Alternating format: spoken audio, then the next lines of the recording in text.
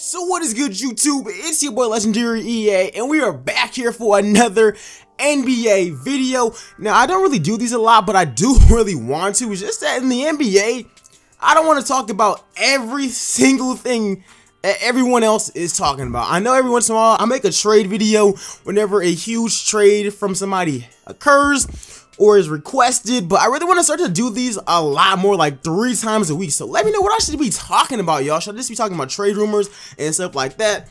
Game recaps? Let me know in the comment section below, or historical topics like that. I really want to hear you guys' opinion because, yo, that LaMelo Ball video I did last month about why he's gonna be a top 5 pick, that was really fun, and at the moment it's doing really well. It's low-key kind of blowing up a little bit.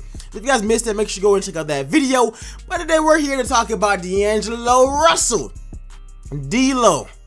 Yeah, D-Lo. My boy always has ice in his vein, and he's always been so clutch. He got his revenge against the Lakers last night. Now, I've been hearing all over social media, and the crazy part is the Lakers could have him, still have LeBron, and Jason Tatum. See, I never really understood why the Lakers traded him in the first place. They said they wanted Lonzo. D'Lo was already beasting at shooting guard, and whenever this actually occurred, they still could have drafted Lonzo, still could have kept D'Angelo, and could have got LeBron, or they could have went the route of keeping D'Lo, drafting Tatum, and still getting LeBron. LeBron was going to be coming there regardless. I don't care what anybody says. But look, guys, obviously we are here to talk about D'Angelo Russell and the possibility of him on the Philadelphia 76ers. Now, like I said, man, I've been seeing this all over social media, and I honestly understand why.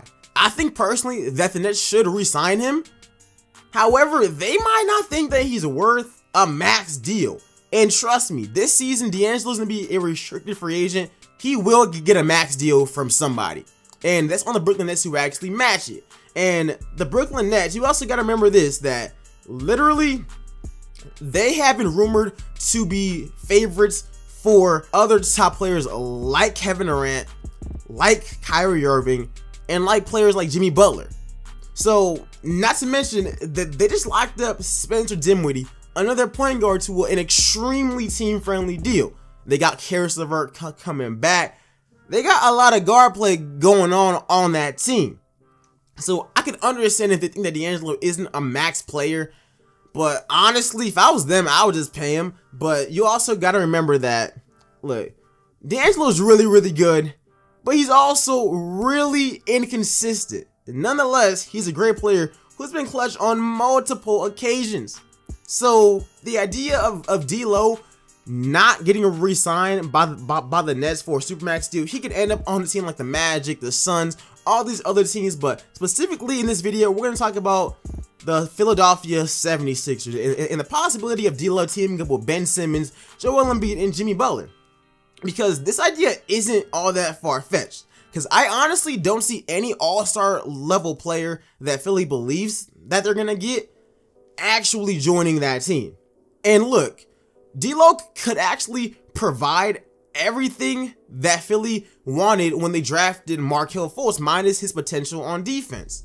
So let's get down to a couple of reasons why if D'Lo joins the 76ers, this might actually work, because this is why I actually make NBA videos when I actually do. It's just not to give up my opinion alone. It's really just to hear from you guys and to bring up an idea and a topic and just read y'all's comments. I really want to know what you guys think about it in the comment section below. Should D'Angelo Russell join the 76ers? Should they trade for him? And would this lineup even work? And look, if this video does well and you guys actually interact with it, I will make a follow-up video. And yeah, let's get straight into it, man. I have a couple of reasons why. I'm not going to be going into so much depth. I said this is all to start a discussion. But D'Lo on the 76ers could make Philly, once again, some favorites out of the East, because all they're doing is just adding another great player to their lineup. But other than that, y'all, let's get straight into it.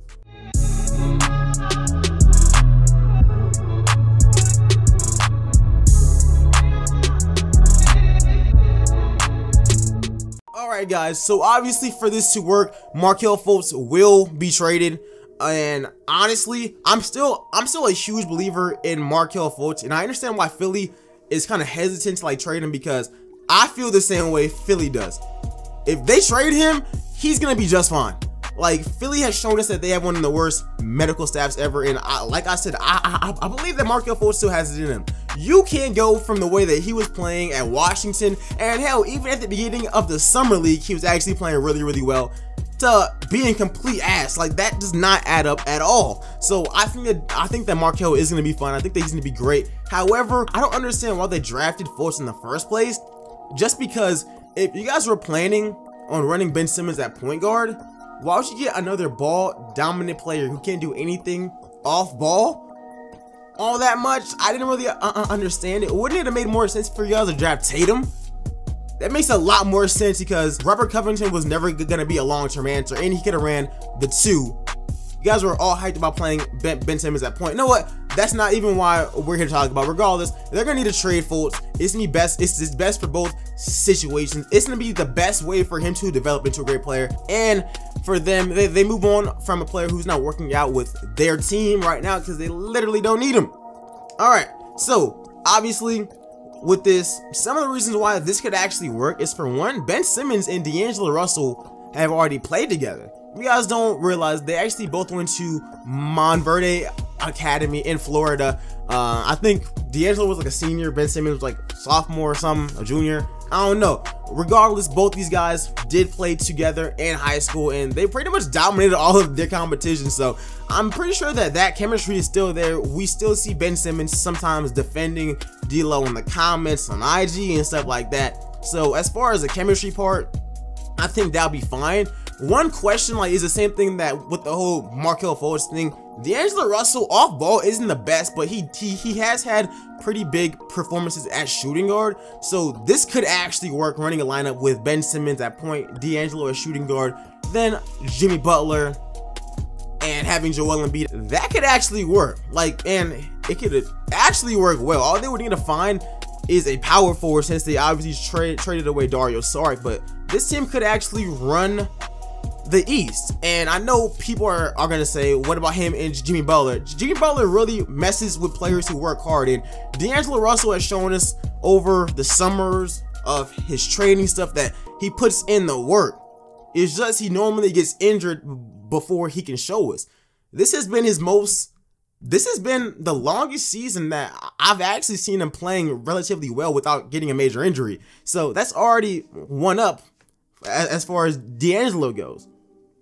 Another reason why that this works out is because obviously Philly needs more shooters and more scorers for Ben Simmons to kick out to. And D'Angelo is a really good shooter. Once again, inconsistent, but nonetheless, he's a really good shooter who can create his own shots, which is I guess another reason why they wanted Markelle Fultz. I mean, Brett Brown has said that multiple times, that we need a guy who can go get his own bucket. They had Jimmy Butler for it now. They could also get another one like D'Angelo Russell.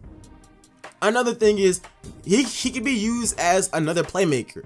D'Lo, though he's a score first kind of guy, a shoot first kind of guy, he can pass. Last night he had his career high with 13 assists against the Lakers, and he's somebody that I believe on his own team could probably average around 6 assists a game if he really wanted to, and if he had the right players around him. I think that he's a really good passer. He sometimes shows off that he has a good IQ, sometimes not so much. Regardless, he could be used as another playmaker for Philly with Ben Simmons and with Jimmy Butler, and that can just help the entire team out as far as getting people in the right spots. He can really help with that.